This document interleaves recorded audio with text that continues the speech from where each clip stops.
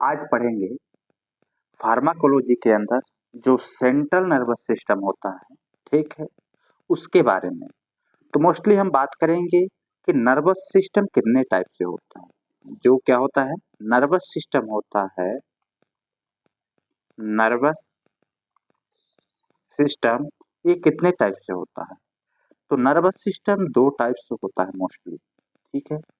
पहला पार्ट जो है central nervous system, central nervous system, और दूसरा पार्ट होता है पेरिफेरल नर्वस सिस्टम, जिसको हम बोलते हैं सेंट्रल नर्वस सिस्टम को सीएनएस कहते हैं, पेरिफेरल नर्वस सिस्टम को पीएनएस कहते हैं। अब सेंट्रल नर्वस सिस्टम के अंदर या फिर इसके अंदर क्या होता है, दो चीज होता है।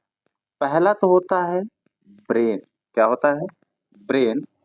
दूसरा होता है स्पाइनल कॉर्ड, क्या होता है, स्पाइनल कॉर्ड। अब हम बात करेंगे कि जो पीएनएस है, पेरिफेरल नर्वस सिस्टम, ये भी दो टाइप से होता है। पहला होता है सोमैटिक नर्वस सिस्टम, जिसको हम एनएनएस बोलते हैं, somatic nervous system.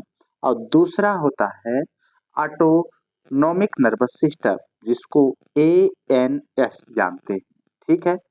Somatic nervous system में कोई पार्ट नहीं होता, ठीक है, लेकिन एनएस में, ऑटोनोमिक नर्वस सिस्टम में दो पार्ट होता है। याद रखिएगा, कितने पार्ट्स होते हैं, दो पार्ट होते हैं, जिसको हम बोलते हैं सिंपैथेटिक नर्वस सिस्टम। क्या बोलते हैं, सिंपैथेटिक नर्वस सिस्टम।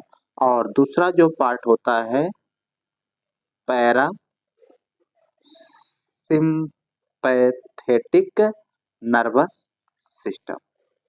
इतने पार्ट होते हैं किसके अंदर, नर्वस सिस्टम के अंदर।